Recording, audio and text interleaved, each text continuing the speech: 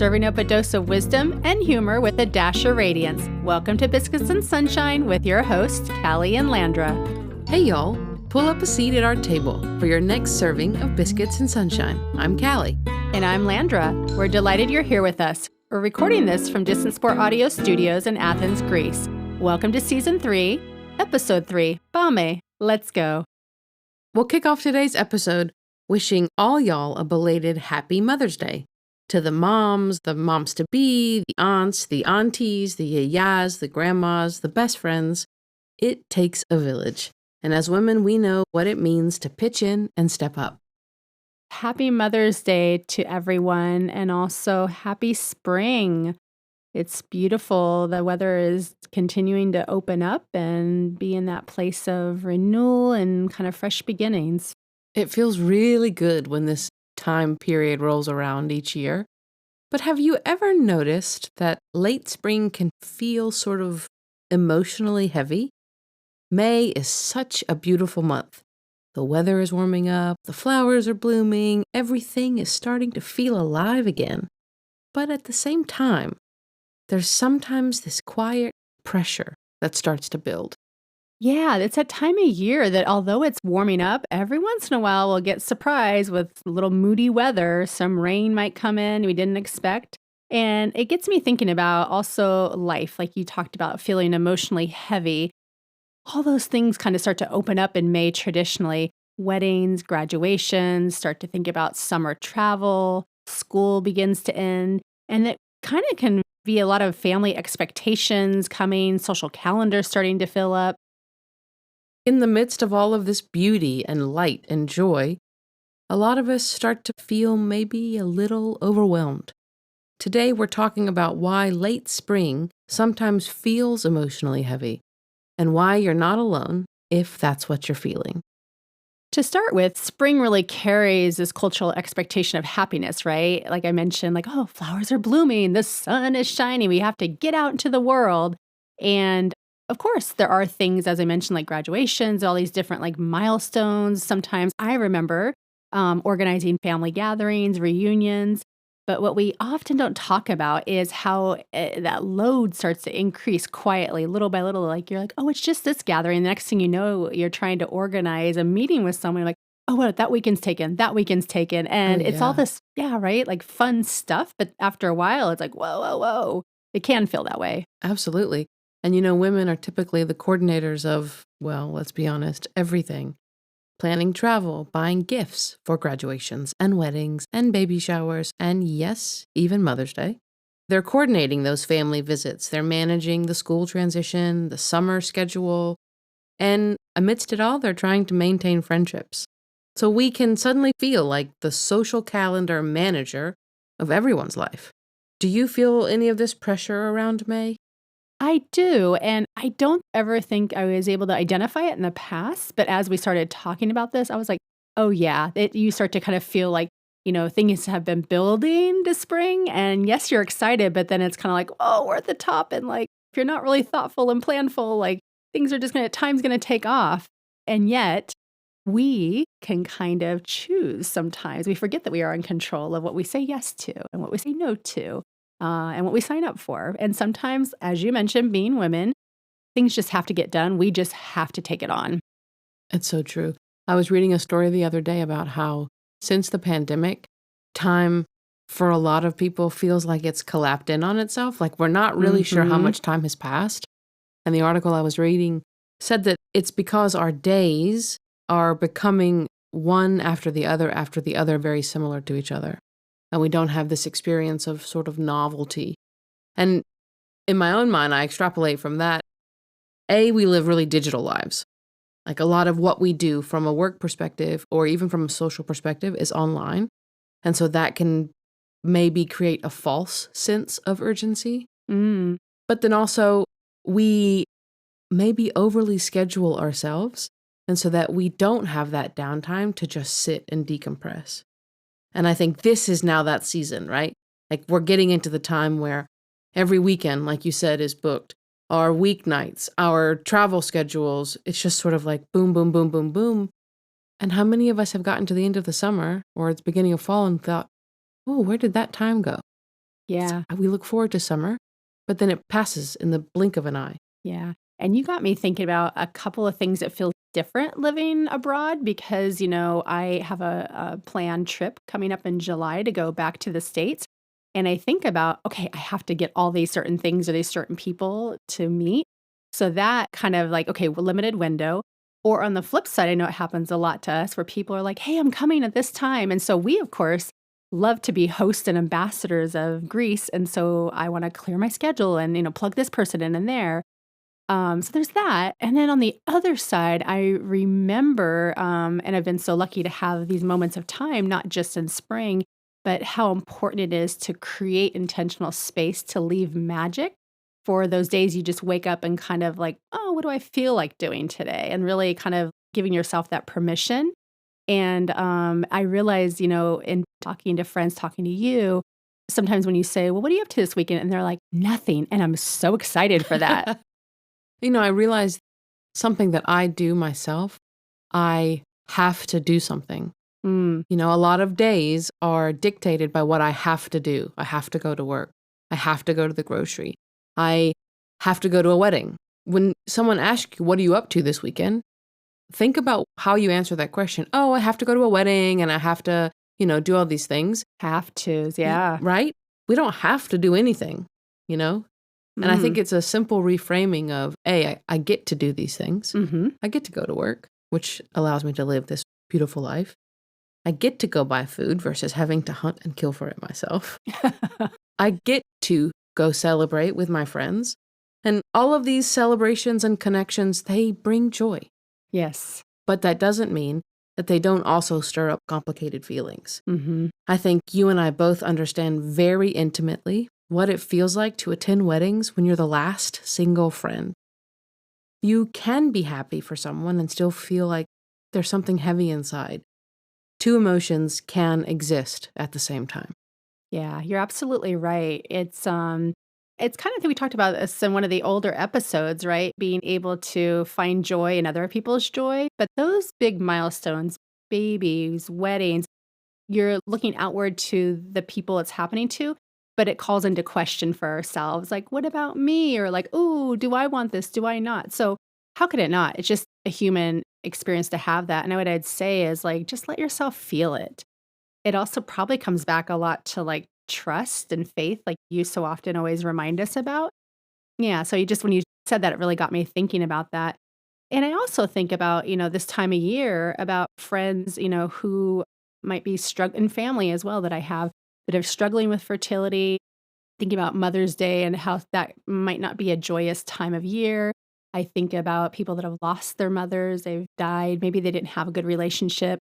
Maybe they didn't know their mothers. There's just so many things. So I don't want us to kind of over index on, oh, this is a beautiful time of year. It's like what you said earlier there's the joy and there's the hard stuff together. So if that's you listening, we see you. I might not know intimately what that experience is like, but I just want to make sure that there's space to know that you are seen. I remember having a former colleague who lost her mom at a young age, and every year she hosts a Dead Mother's Day brunch. And I think it first started, you'll have to forgive me, the details aren't hazy, but I think it first started as her and then the friends that she had who knew her. And now it's become a much more institutionalized thing where people look forward to it everywhere. And it's become this group of women who share this experience of having lost their mothers. And it's helping people find a little bit of themselves in another person. And I think especially when we have these situations where to most of the world, Mother's Day is happy and joyous. And I think it helps people to know that there are others who walk that same path and share that experience of grief and loss. Yeah. What a beautiful thing, that your friend created. I often think about, grief as well, too, where communities where I find that I can feel support and kind of know that you're not alone. Because it's that thing, right? It's personal to you. But then when you pick your head up and look around, you're like, oh, everybody's going to have to go through this at some point in time. So, Absolutely. yeah, that's really great. I also was thinking about, I've been talking about my relationship with social media, and spring can also be a photo season where social media gets full of all those things we talked about, engagements and travel, and everything looks so great. And it feels like everybody's moving so forward so beautifully. And so you could also be like, what about me? Oh my gosh, I'm not going there. I'm not doing this. I don't have that. Do you ever find yourself? Is it just me? Do you find yourself comparing? Oh, all the time. Yeah. All the time. And I know better, that's the thing. I catch myself in this sort of "what about me" spiral. Realistically, I know life doesn't move in seasons like Instagram posts do, but that insidious little thought always creeps in. Am I behind? Mm, Am I missing out? It's it's sick. I notice that it's there and you try to pluck it out by the root, and it is so hard, especially when we see all of these moments on Instagram that are just so perfectly curated. yeah. Yeah. Yeah. And I find myself in those moments, it's like a couple things, right? It's like, I talked about it often. Name it to tame it, right? So name it, let it be, feel all the feelings. But I also have found gratitude is a real helpful thing to readjust to, okay, what are the things that are going well for me? What are the things that I'm proud of? Because our minds, they really are Velcro. They stick onto all the negative things and they are Teflon. Things slide away of so beautiful that it's like, come on, girl, don't forget that you've done this and you have this. And, that perspective taking, I think, is really important to also bring along on social media. So it's just finding that balance. Mhm. You're so right. You're so right. Did you ever have feelings of being sort of maybe left behind? Um, Not left behind as much that I could think of as, I'm different, and I think Mm. about that in wanting children. Like, I love kids, I love all my friends and family that want kids as well, I'm there, I always talk about us being the biggest supporter, the auntie, but, just always having that, like, "Are you sure? And let me tell you all the reasons why, your decision isn't a good one," and, so that I guess it's made me feel different. And then with marriage, I had this relationship of, do I want to be married? Because I don't want kids, right? So do those have to, if you have one, do you have to have the other? And, and that was a funny thing too, people just assume you want to be married. And so I would get those like in my mid 30s. Don't worry, it'll happen for you. And I'm like, what? Like, I'm not worried. It's funny, I get the opposite. People think because I'm in my late 30s and I'm not married that I don't want to be married. Oh, okay. I mean, like, can we just not compare anyone to anything? That would Yeah. be so great. Well, maybe there's some progress there because, I am again like 12 years older than you. So maybe we are making progress where in the past are like, of course you want to be married. Where now maybe they're going, oh, women have choice. So There's that mind shift change that you're talking there about. we go. There we go. But yeah, and it's really interesting. I know we're kind of going on this like marriage topic. I was reading, here even in Greece, there was some article coming out where women are starting to question that, even like questioning having children, where, this has really traditionally been, being Orthodox, really heavy. It's part of a community for people to, of course, marry and have kids. And so it's interesting to see different generations, how things might be shifting and changing. So I'm, of course, always the advocate of like, do you? Mhm. Do you? Because if I would force myself to have kids, like, that's just not a light thing. That is, like, a life-changing thing. So true. Yeah. I think Warren Buffett said it, but I'm sure millions of other people have said it before. One of the most important decisions you ever make in life is who you choose to marry, Mm. Agreed. because you go through everything with this person, basically. And you don't want to be sitting there comparing what you have to anything else. There's that quote, right? Comparison is the thief of joy. I remember recording a conversation last year where I'm sort of speaking on the same thing, how flowers don't overthink their purpose or the pace of their own growth. A rose doesn't get jealous of a tulip. There is no comparison in the animal world that I know of. In the natural world, it's our human nature that turns spring into this performance of competition. Ooh, I really like that. I'm gonna say that one more time for people. It's our human nature that turns spring into a performance of competition. Wow. Snaps. I know. Whoa. Ooh.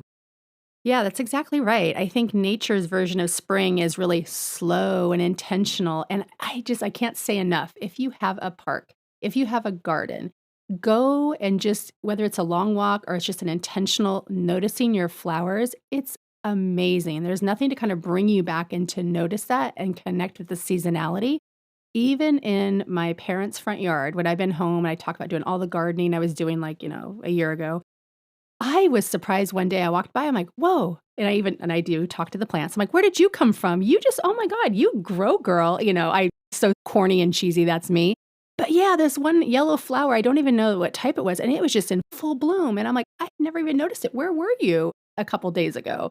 So you're right. I think we can look to nature to really inspire us and to remind us. I just had images of you as like a Northern California Snow White, like speaking to the birds and the bees and the plants and the trees. And I had a whole musical unfold in my mind as you Oh were my talking. gosh. I mean, it's not too far off. It's true.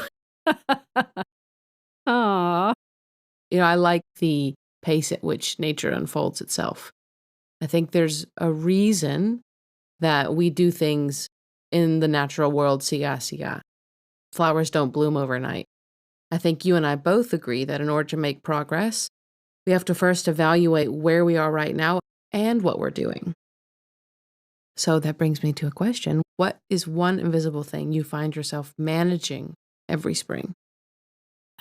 I would say in the past, when I was living in the US before COVID, I was managing a lot of our family reunions. So it's a lot of behind the scenes. We have a big family. So I know it's crazy to think, but it was like spreadsheets and, all the things, sending out the invites. And it was just a big thing. My cousin Kim, thank you so much, Kim, was my partner in that. But then I let that go and moving here. And there really hasn't been a seasonality thing because it's things have looked so different, right? With, family changing and shifting and me having to go back and forth. Yeah, there isn't one thing. I guess maybe that's it, is just it hasn't been like any sort of routine or cadence. So that in a sense kind of can feel ungrounding to me. Absolutely. I think for me, when spring comes around, and I love this, don't get me wrong, but I always find myself managing other people's expectations about travel to Greece. Everyone starts to say, "Ooh, I'm coming on this weekend and this day," which I love. I really love. It has nothing to do with people telling me this. It has everything to do with how I respond to it internally. Because when this would happen in the first few years of living here, I would sort of turn myself into knots to plan my whole schedule around when other people were dropping into Athens or passing through. Now I say, "Oh, this is so exciting. That's great. This is good area for hotels. These are good restaurants. If I'm here, I'd love to see you, but I'm not sure what my schedule will be like." So then that way I'm managing expectations still while also protecting myself. Oh, I love that. Yeah, we talked about those things in other episodes. Boundary Oh, setting, yeah. listening to your energy. So I love kind of hearing you say that because it's like a reflection back of like, oh yeah, these things we talked about authentically, you've really rolled into your life and how you're working. I wish I could say I did it on purpose. Maybe subconsciously, I was Hmm. working behind the scenes to help myself Yeah. because I'm not so good at those things still. I think we are all a work in progress. So don't downplay it. I think let yourself take that in. And as you were speaking, more things were coming to mind. I think in spring, I also start to feel the pull of wanting to get out and teach more Oh, mindful yeah. movement, meditation. And even, a month or so ago, I was thinking about how I was in that place of like, oh, I have these ideas and I'm starting to make these connections. And I also feel a sense of urgency because here, if I want to do it in Greece, people start taking off July, August. Like it's kind of the dead time because people are traveling so much. So workshops and teaching, there's not really many opportunities.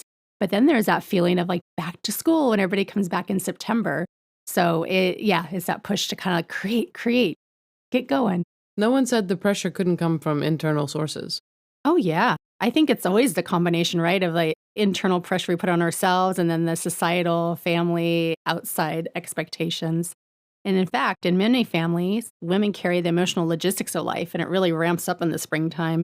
So by May, we could already start to feel exhausted Oh, yeah. even before summer starts. Yeah. And yeah, it got me thinking about, here are some things that really might be helpful as you find yourself in this spring social media season, of course. So, a reminder that you don't have to attend everything. So, I think it's important to kind of check in and be like, am I doing this because it's an obligation or somebody else is expecting it? I mean, I think there are those times we will kind of have to do it, but check yourself. And if there's an opportunity to give yourself the permission to say no, practice saying no. You always say, If it's not a hell yes, it should be a no. That's right. That's right. Or, if something's further out, just, express it like, oh, I'm really excited. I love the invite. I just don't know right in this moment if I can, but when is your date that you need to know by? And then, let yourself, I always say like, and I used to say this a lot in my HR career with the people I manage on my team, like you are the pace setter. Don't let Mhm. people push you. And especially when things have a sense of urgency, it's easy to kind of get swept up in somebody else's energy. That's so funny. I say that in my media coachings as well.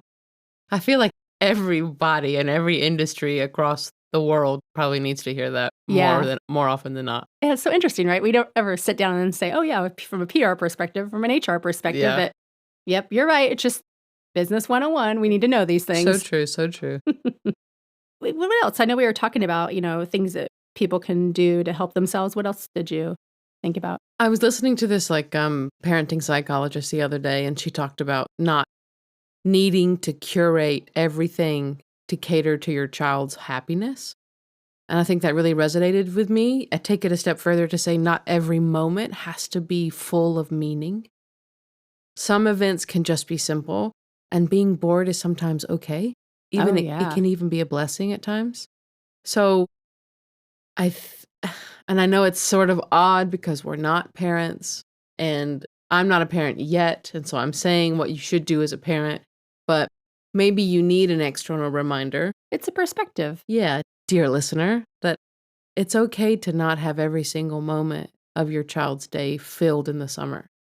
It's okay to not have the picture perfect family vacation planned.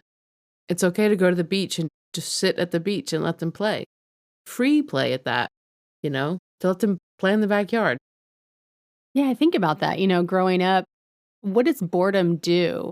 I know it's kind of crazy now because kids have everything.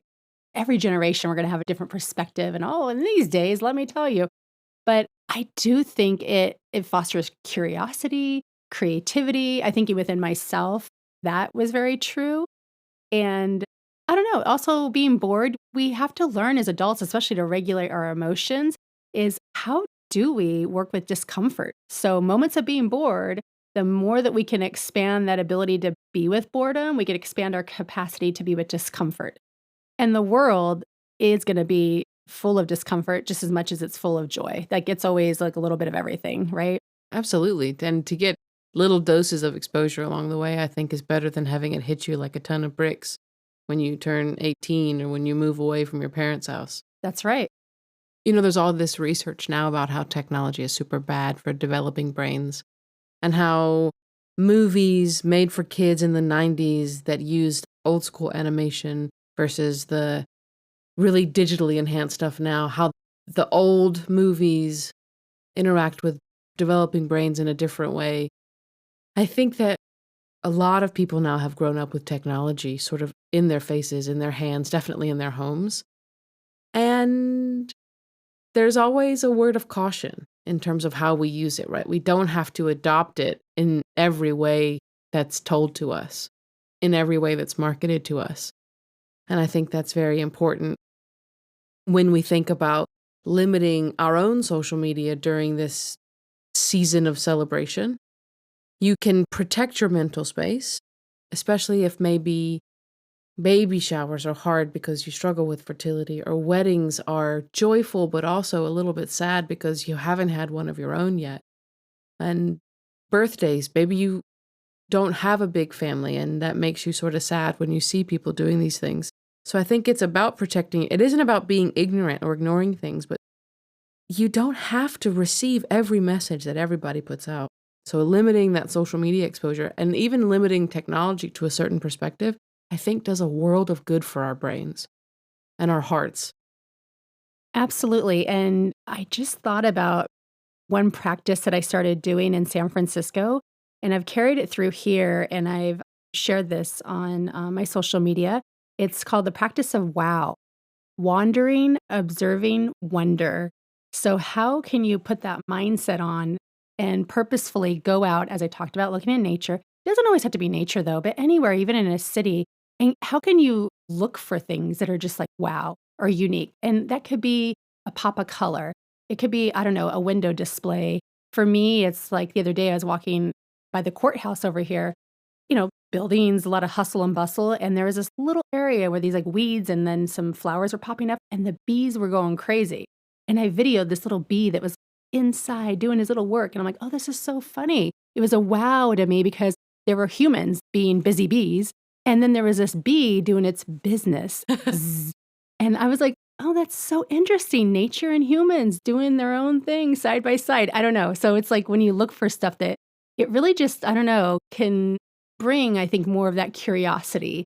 And when I'm doing it, I also believe my breath probably slowed down a little bit more.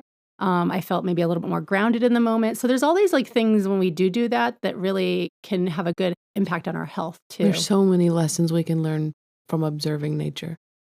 Definitely. So trust us, if you are feeling the quiet pressure this late spring as a woman, just know that if your May is starting to feel heavier than expected, it doesn't mean that something's wrong. It just means that you're human. And know that you are always in choice to recalibrate, reset at any time. You choose the pace. The real invitation this season maybe isn't exactly to do less, but to slow down enough to do more of what you really enjoy. That's a perfect way to end this episode, Filimu. We want to thank everyone who is supporting us through this adventure, our family, our friends, and our ever-growing tribe of like-minded individuals. A shout out to Alex at Distance Bar Audio and Bob at IB Dog Music for the audio and video expertise. Our hope for you this week is that you slow down enough to do more of what you and your family really enjoy. You won't miss out on anything, and you might actually create a lot more memories. If you love what we're serving up, be sure to subscribe and rate us on your favorite streaming platform. We're proud to say you can now find us on Spotify, Apple Podcast, Amazon, iHeartRadio, and YouTube. Give us a follow on Instagram at Biscuits and Sunshine, all spelled out. And we'd be so honored if you share this podcast with a friend. This is Biscuits and Sunshine with Callie and Landra.